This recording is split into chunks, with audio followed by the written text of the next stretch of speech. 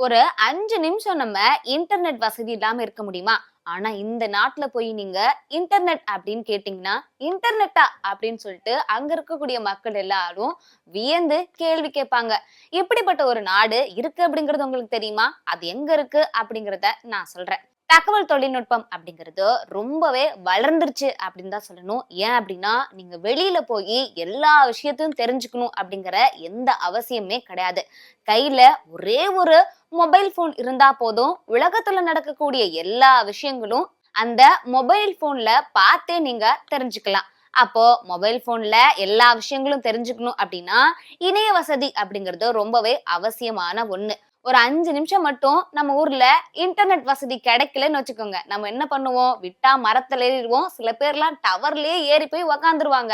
ஆனா இங்க இருக்கக்கூடிய நாட்டுல இருக்க மக்கள் வந்து இதுவரைக்கும் இன்டர்நெட் வசதி அப்படிங்கிறது பயன்படுத்தினதே கிடையாதாம்.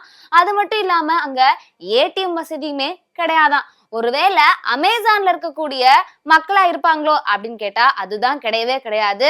இந்த நாடு எங்க இருக்கு அப்படின்னா ஆப்பிரிக்காவில் இருக்கக்கூடிய நாடுதான். ஒருவேளை வடகொரியாவா இருக்கலாம்னு கூட நீங்க நினைச்சிருக்கலாம். இது ஆப்பிரிக்காவில் இருக்கக்கூடிய வடகொரியா நாடு அப்படின்னு சொல்றாங்க.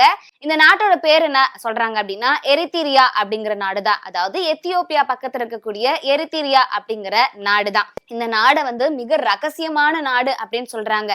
ஏன் அப்படின்னா இந்த நாடு வந்து கிழக்கு ஆப்பிரிக்காவில் இருக்கக்கூடிய செங்கடல் அப்படின்னு கடற்பகுதிக்கு பக்கத்துல இருக்கக்கூடிய நாடு. அதனால இது மிக ரகசியமான நாடு அப்படின்னு சொல்றாங்க. சரி, எதுக்காக இவங்க வந்து இப்படி இன்டர்நெட் வசதியை பயன்படுத்தாம இருக்காங்க அப்படின்னா, அந்த மக்கள் வந்து என்ன பண்றாங்கன்னா அவங்களோட அரசாங்கம் இப்படிப்பட்ட ஒரு விதிகளை அவங்க போட்டிருக்காங்க, ரொம்ப கட்டுப்பாடோட இருக்கணும் அப்படிங்கறதுனால. இன்னொரு முக்கியமான விஷயம் என்ன அப்படின்னா, அங்க இருக்கக்கூடிய மக்கள் எல்லாரும் கட்டாயமா ராணுவத்துக்கு போகணும் அப்படிங்கிற ஒரு விதியுமே இருக்கு. அங்க இருக்கக்கூடிய மக்கள் வந்து இன்டர்நெட் வசதி வந்து பயன்படுத்துறாங்க. ஆனா யாரெல்லாம் வந்து பயன்படுத்துறாங்க அப்படின்னா, இப்போ ரொம்ப வந்து அதிகமா பணம் வச்சிருப்பாங்க இல்லையா? உதாரணத்துக்கு எடுத்துக்கிட்டோம் அப்படின்னா, ரொம்ப வந்து விலை உயர்ந்த கஃபே அதெல்லாம் வச்சிருப்பாங்க இல்லையா? அங்க வந்து இன்டர்நெட் வசதி வந்து இருக்கு. அங்கேயுமே 2Gக்கு தான் வந்து அந்த இணைய வசதி வந்து பயன்படுத்த முடியுமா?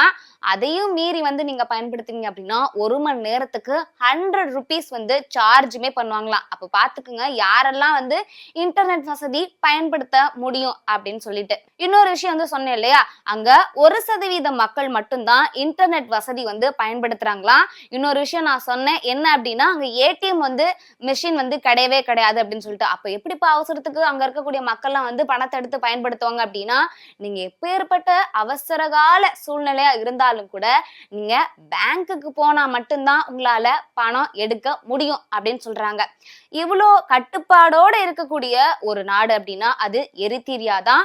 மக்களோட அதாவது அடுத்த நாடுல இருக்கக்கூடிய மக்கள் வந்து என்ன நடக்குது அப்படின்னு சொல்லிட்டு தெரிஞ்சுக்காம, நிறைய விஷயங்கள் வந்து தெரிஞ்சுக்காம, மத்த நாடுகளோட தொடர்பு இல்லாம இந்த நாடு இருக்கு அப்படின்னு சொல்றாங்க. அதாவது எரித்திரியா நாடு வந்து மத்த நாடோட நிறைய தொடர்புகள் வந்து இல்லாம இருக்கு. அதனால அவங்க ரொம்ப மகிழ்ச்சியாவே இருக்கும் அப்படின்னு அந்த நாட்டு மக்கள் வந்து தெரிவிக்கிறாங்க.